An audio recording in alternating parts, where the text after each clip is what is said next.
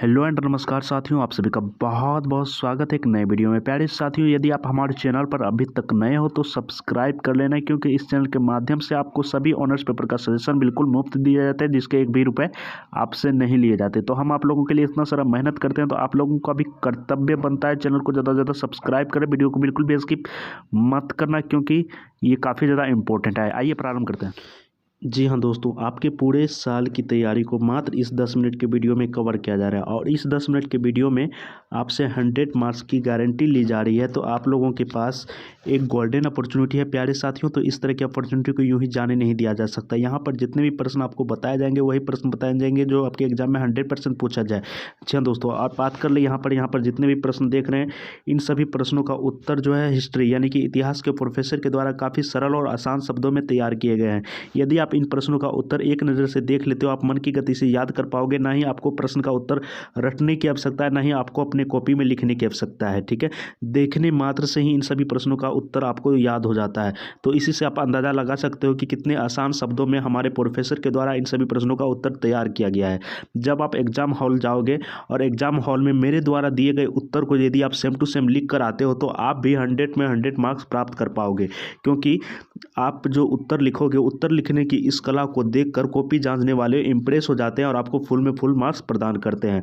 आपको किसी guess paper या नोटबुक से उत्तर को फॉलो करके नहीं लिखना है। यदि आप गेस पेपर से उत्तर को कॉपी करके आप अपने एग्जाम हॉल में लिखते हो, तो आपको 100 की जगह 50 मार्क्स भी मिलना मुश्किल हो जाता है, क्योंकि एग्जामिनर को पता चल जाता है कि आप कहीं से कॉपी कर रहे हो। तो इसीलिए आप मेरे दिए गए उत्तर से ही एग्जाम हॉल में लिखें, ताकि आपको फुल में फुल मार्क्स मिले।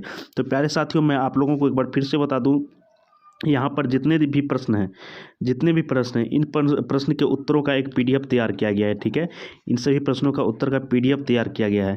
लेकिन अब यहाँ पर बात है, आप लोग थोड़ा ध्यान से समझिएगा कि आंसर के पीडीएफ में सिर्फ और सिर्फ आपको आंसर ही देखने को मिलेंगे। आंसर जैसे 1 नंबर देखिए, यहाँ पर आंसर दिया रहेगा, इसके बाद 2 नंबर में भी आंसर दिया रहेगा, 3 नंबर में भी आंसर दिया रहेगा। प्रश्न नहीं देखने को मिलेगा। जब आपको प्रश्न ही ना पता हो तो फिर आंसर पढ़ के करोगे क्या।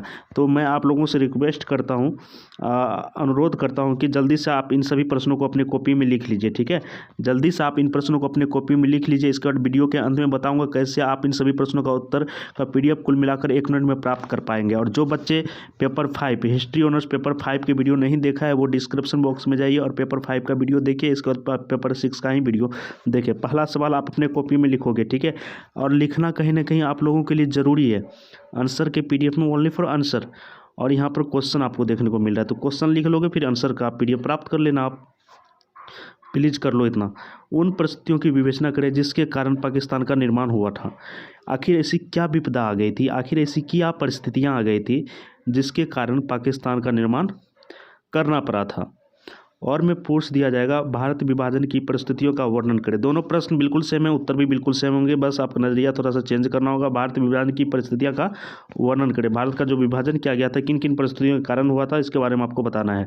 दूसरा सवाल जो कि हर बार पूछे जाते हैं आपके एग्जाम में, और इस वर्ष भी बिल्कुल पूछे जाएंगे, इसमें कोई संदेह की बात नहीं दोस्तों। असहयोग आंदोलन के कारणों की विवेचना करें। असहयोग आंदोलन जो हुआ था किन किन कारणों से हुआ था, इसके बारे में आपको बताना है प्यारे साथियों। ये सवाल भी बिल्कुल पूछे जाएंगे। इसके बाद प्यारे साथियों, क्वेश्चन नंबर 3 है, 1942 के भारत छोड़ो आंदोलन की विवेचना करें। 1942 में जो है भारत छोड़ो आंदोलन चली हुई थी। ठीक है, इसके बारे में आपको यहाँ पे विवेचना करी। भारत छोड़ो आंदोलन कब की गई थी? 1942 ईस्वी में। ठीक है, इसके बाद वहाबी आंदोलन पर आपको एक निबंध लिखना है। ठीक है, यहाँ पर देख पा रहे हैं, वहाबी आंदोलन पर एक निबंध लिखना है। आंदोलन से एक सवाल बिल्कुल रहता है हर बार, और हर बार पूछे ही जाते हैं। क्वेश्चन नंबर 5 है आपका, खिलाफत आंदोलन की उत्पत्ति एवं प्रभावों को रेखांकित करें।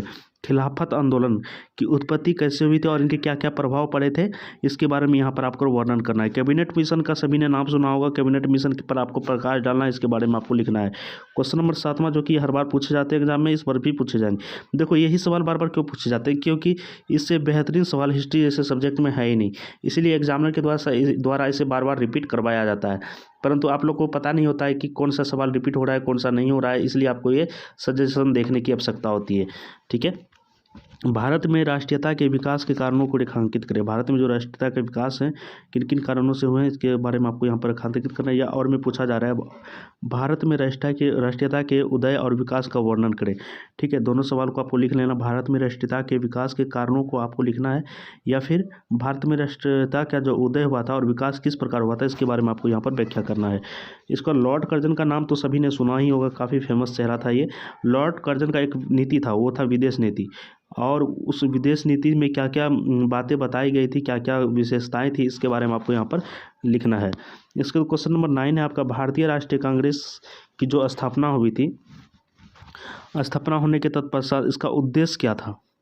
आखिर भारतीय राष्ट्रीय कोई भी मतलब टीम को आप गठन करते हो, कोई भी आप पार्टी बनाते हो, आखिर उसका उद्देश्य भी तो पता होना चाहिए, आखिर किस उद्देश्य पे ये काम कर रही है। आपके राज्य में कोई भी सरकार हो, उसकी कोई पार्टी है, आखिर उसकी पार्टी का क्या उद्देश्य है, ये हम लोगों के लिए क्या करना चाहता है, इसके बारे में आपको जानना चाहिए। इसी के बारे में आपको लिखना है। भारत में कृषि के वाणिज्यीकरण के कौन से कारक थे। भारत में कृषि के वाणिज्यीकरण के कौन से कारण थे। हम लोग एक कृषि प्रधान देश है, ठीक है, और यहाँ पर वाणिज्यीकरण के बारे में पूछा जा रहा है। इसके बाद क्वेश्चन नंबर 11 है प्यारे साथियों आपका, 1914 से लेकर 1932 के बीच क्रांतिकारी आंदोलन पर एक संक्षिप्त निबंध लिखना है। 1914 से लेकर 1914 से 1932 का कितना फासला है, कितने वर्षों का फासला है, तो कुल मिलाकर 16 साल का, नहीं 16 नहीं, 14 28 हो गए, इधर 4 हो गए, तो 18 साल का फासला है। जी हाँ दोस्तों, 18 साल का फासला है। इन 18 सालों में कौन कौन से क्रांतिकारी आंदोलन हुए थे और इनके बारे में आपको एक संक्षिप्त लिखना है, निबंध लिखना है। और हम लोगों के युवा, यानी जैसे कि हम लोग युवा हैं और हम लोग के एक प्रेरणा स्रोत यानी आराध्य जो भी कह सकते हो आप, वो है स्वामी विवेकानंद। स्वामी विवेकानंद को युवा काफ़ी ज़्यादा फॉलो करते हैं और युवा दिवस भी स्वामी विवेकानंद के नाम से ही मनाया जाता है। ठीक है, तो यहाँ पर कहा जा रहा है कि स्वामी विवेकानंद पर एक संक्षिप्त टिप्पणी आपको लिखना है, संक्षिप्त निबंध लिखना है, टिप्पणी नहीं निबंध। स्वामी विवेकानंद पर एक संक्षिप्त निबंध लिखना है। स्वामी जी विवेकानंद जी के जो गुरु थे रामकृष्ण परमहंस, उन्होंने बिल्कुल भी पढ़ाई नहीं करी थी और स्वामी विवेकानंद ने काफ़ी ज़्यादा पढ़ाई करी थी और शिकागो में जाने के बाद ही ये काफ़ी ज़्यादा फेमस हुए थे। ठीक है, काफ़ी ज़्यादा फेमस हुए थे, इतना फेमस कि इनको यानी कि इनको जितने भी वहाँ शिकागो में आए हुए थे सभी धर्म के बड़े बड़े मतलब बड़े बड़े इंसान लोग, वो सभी इनके मुरीद हो गए थे। तो स्वामी विवेकानंद के कार्यों तथा उपदेशों का विवरण प्रस्तुत करें। इनके कौन कौन से कार्य थे, इनके क्या उपदेश जो कि काफ़ी ज़्यादा फेमस हुआ, ये इनके बारे में आपको यहाँ पर लिखना है। तो प्यारे साथियों, क्वेश्चन बिल्कुल इजी है, बस एक बार आंसर का पीडीएफ आप देखोगे, आपको देखते ही याद हो जाएगा। बस आपको रटने की आवश्यकता नहीं लिखने की आवश्यकता, देखने मात्र से ही याद हो जाएगा, क्योंकि क्वेश्चन के साथ साथ आंसर भी काफ़ी ज़्यादा ईजी है यार, कहानी की जैसा लगेगा आपको। जैसे कोई मूवी देखते हो आप, तो मूवी देखते ही आपको याद हो जाती है, रटते तो नहीं हो, बस मूवी देखते ही याद हो जाती है। ये तो नहीं रटते हो कि ये हीरो का पिता वो था, वो हीरो का पिता वो था, बस। तो उसी तरह इंटरेस्टिंग बनाया गया है उत्तर को काफ़ी इंटरेस्टिंग बनाया गया है ताकि आपको देखने मात्र से ही याद हो जाए।